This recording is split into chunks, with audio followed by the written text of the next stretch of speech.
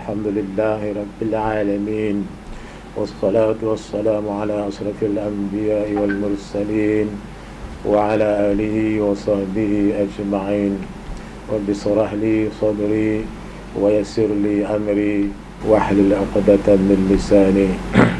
Alhamdulillah, pertamanya kita mengucapkan setinggi-tinggi kesyukuran kepada Allah Subhanahu wa taala kerana masih mempertemukan kita di bulan yang mulia ini. Dan insya-Allah kita pada hari ini sudah hampir kepada 1/3 Ramadan. Jadi mudah-mudahan kita terus istiqamah dan kekal melakukan ibadat di bulan yang sangat berkat ini, yang banyak ganjaran-ganjaran yang telah dijanjikan oleh Allah Subhanahu wa taala. Alhamdulillah juga kita ditunaikan hajat ataupun dimakbulkan doa kerana kita telah berdoa sekian lama sejak daripada bulan Rajab. Kita berdoa untuk sampai di bulan Ramadan. Dan alhamdulillah hari ini kita terus melakukan amal ibadat yang merupakan suatu kewajipan sebagai seorang Islam, ya, berpuasa 30 hari di bulan Ramadan. Alhamdulillah kita kalau mengingatkan suatu maksud hadis Rasul sallallahu alaihi wasallam yang maksudnya, kalaulah umatku tahu tentang kebaikan bulan Ramadan, mereka pasti mengharapkan biarlah Ramadan ini berlalu ataupun berlaku sepanjang tahun. Riwayat At-Tabarani. Jadi hadirin sekalian, penonton-penonton yang dimuliakan, kita terus melakukan amal yang penuh ikhlas untuk mendapat ganjaran yang penuh dari Allah Subhanahu wa taala. Pada hari yang mulia ini, saya diminta untuk membicarakan sedikit tentang sahur, ya, menghayati sahur, ya, sebagai sunnah yang patut, yang amat muakkadah, yang dituntut untuk kita melakukannya. Walaupun kadang-kadang kita berfikir kita boleh berpuasa tanpa sahur, logik akal kita begitu, kerana kita rasa fizikal kita cukup kuat dan mental kita bersedia melakukan amal di waktu siang nanti insya-Allah.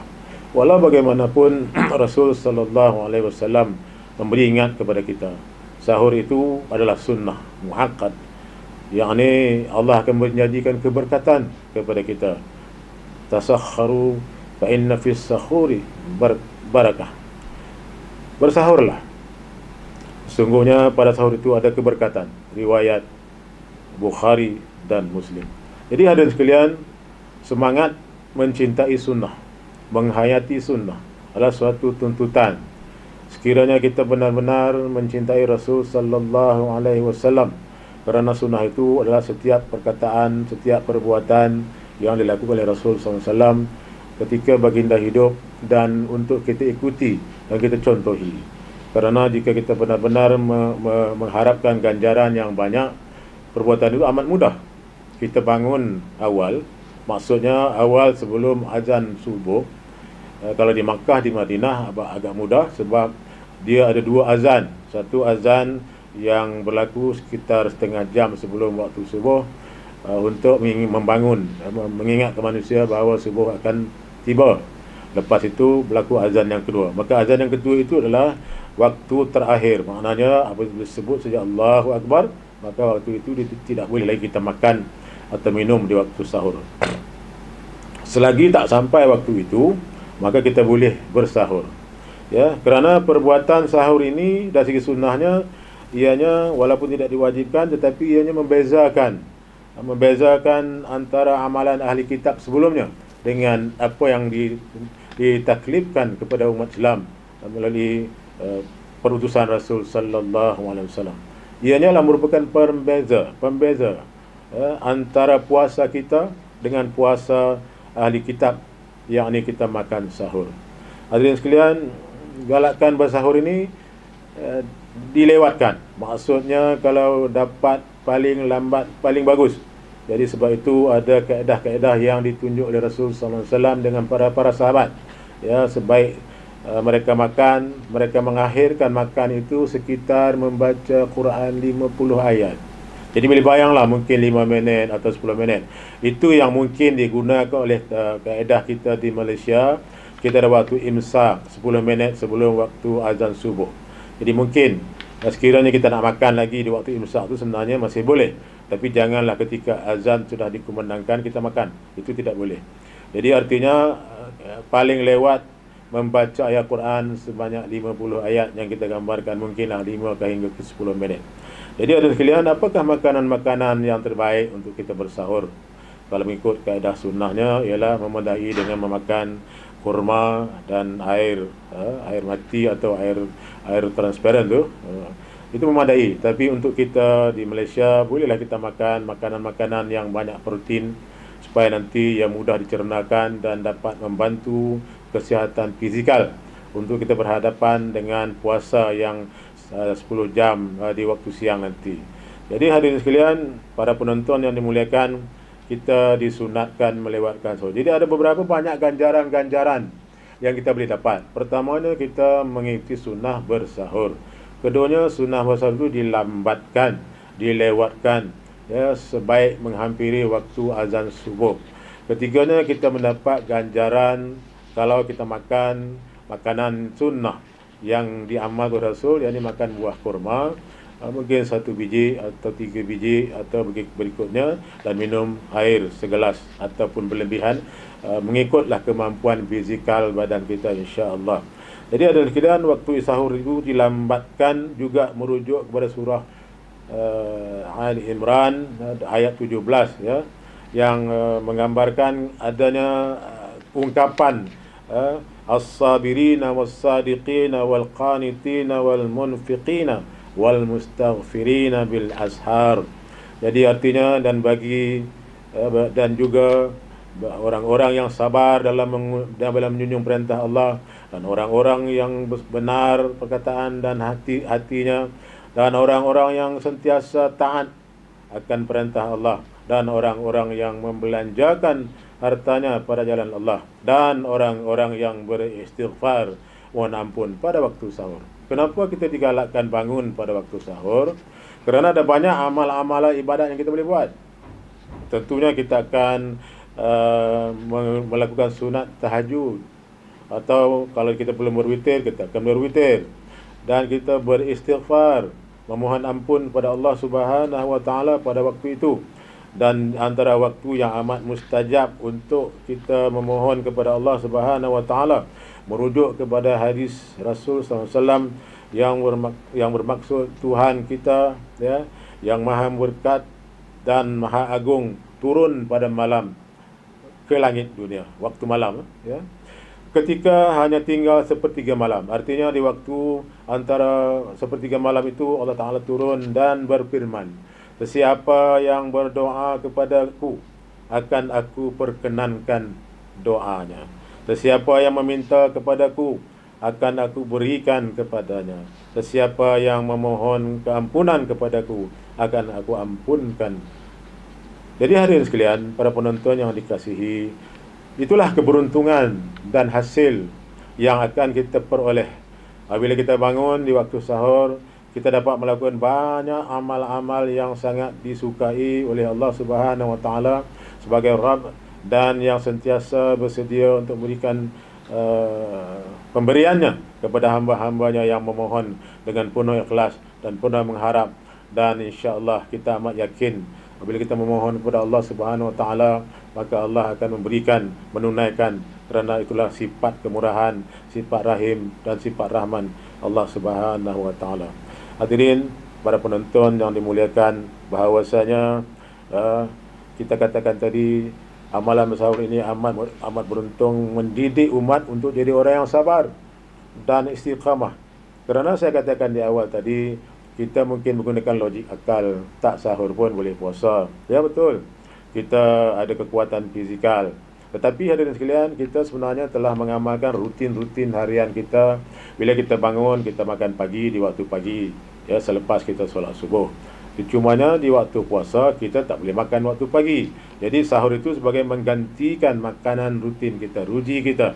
Sama ada kita makan nasi atau apa-apa saja makanan, maka ia menjadikan penggantian. Itu adalah satu hikmah, ya, sebab kita Apabila kita sudah melakukan amalan bersahur, kita tentu mempunyai kekuatan untuk meneruskan puasa pada hari yang kenaan. Kerana sudah tentu kita akan merasa rugi jika kita teringin untuk tidak berpuasa ataupun membatalkan puasa kita. Tentulah itu tidak munasabah, tapi kekuatan tadi ada, dorongan tadi cukup kuat setelah kita bersahur. Apatah lagi jika kita bersahur dengan makan makanan yang kita sukai, tak kiralah nasi apapun, nasi jenis makanan, nasi Arab, nasi ambang dan sebagainya.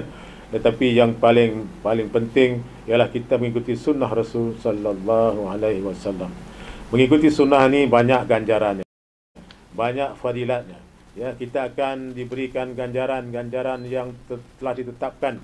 Mungkin ada banyak di sana kisah-kisah fadail amal. Mereka-mereka yang sentiasa ikut sunnah ni sudah tentu akan ada unsur-unsur kejayaan dan kenikmatan dan kebahagiaan yang akan diberikan oleh Allah Subhanahu Wa Taala ketika mereka hidup. Keberkatan ini akan menjadikan kekuatan luar biasa, dorongan yang hebat untuk mereka meneruskan keyakinan bahawa Allah Subhanahu Wa Taala sentiasa bersama mereka. Itu adalah satu keyakinan mutlak, hakiki, kerana Allah hidup dan Allah amat berkuasa, Allah Maha Pemberi, Allah Maha Penyayang, Allah Maha Pelembut, bersifat lembut dan suka memberikan bantuan-bantuan dan kasih sayangnya kepada umat manusia. Sementara lagi di waktu bulan Ramadan yang amalan puasa itu khusus dan akan diberikan ganjaran oleh Allah SWT kerana kita amat ikhlas. Kita tidak akan menipu di bulan Ramadan. Kita tidak akan berbohong di bulan Ramadan. Kerana kalau kita melakukan perbuatan itu ataupun berkata sesuatu yang tidak betul, tidak elok, tidak patut, maka itu adalah bukan puasa namanya. Kalau mengikut maksud sebuah hadis, bukanlah puasa namanya, hanya sekadar tidak makan dan tidak minum. Tetapi puasa yang sebenar ialah menahan diri daripada perkara-perkara yang sia-sia dan bercakap kotor atau keji. Sekiranya ada orang memaki hamun kamu atau memperbodohkan kamu, maka katakanlah padanya, sesungguhnya aku ini sedang berpuasa. Itulah sebuah maksud hadis yang sering kita dengar apabila dikaitkan dengan Ramadan. Jadi itulah perkara-perkara yang ingin kita ingatkan. Sifat sabar, sifat taat, sifat kasih sayang, sifat istiqamah, sifat bersederhana dan sifat meyakini akan adanya balasan-balasan baik yang dijanjikan oleh Allah apabila kita melakukan sunnah. Sebab apabila kita dapat bangun lebih awal di waktu subuh itu, sebelum kita nak solat subuh, saya katakan tadi dapat melakukan salat sunat sama ada tahajud atau witir atau apa-apa sunat yang sebelumnya. Dan sudah tentu kita akan gunakan juga waktu-waktu itu untuk membaca beberapa ayat Quran seperti mana dikatakan tadi, untuk membezakan masa. Diibaratkan sebagai 50 ayat Al-Quran dibaca untuk mengakhiri waktu sahur. Dan kita menjadi orang yang sabar, orang yang mendidik diri untuk mengatasi akal logik, lebih kepada mentaati sunnah Rasul SAW. Kerana kadang-kadang sunnah ini tidak dapat dipikir dengan logik, tetapi ia dipikir dengan kehambaan kita, kasih sayang kita kepada Allah, kasih sayang kita kepada Rasul SAW, yang nantinya akan memberikan syafaat kepada kita di hari tidak ada dapat pertolongan oleh sesiapa pun di mahsyar, di mana insya-Allah kalau kita melakukan amal-amal ataupun sunnah Rasul, maka kita kenal akan Rasul sallallahu alaihi wasallam. Rasul sallallahu akan mengenali kita ketika di alam kubur nanti. Kerana ada satu lagi peristiwa, sebaik kita dikuburkan dalam alam kubur, kita akan diperkenalkan dengan satu makhluk, yakni Muhammad sallallahu alaihi wasallam.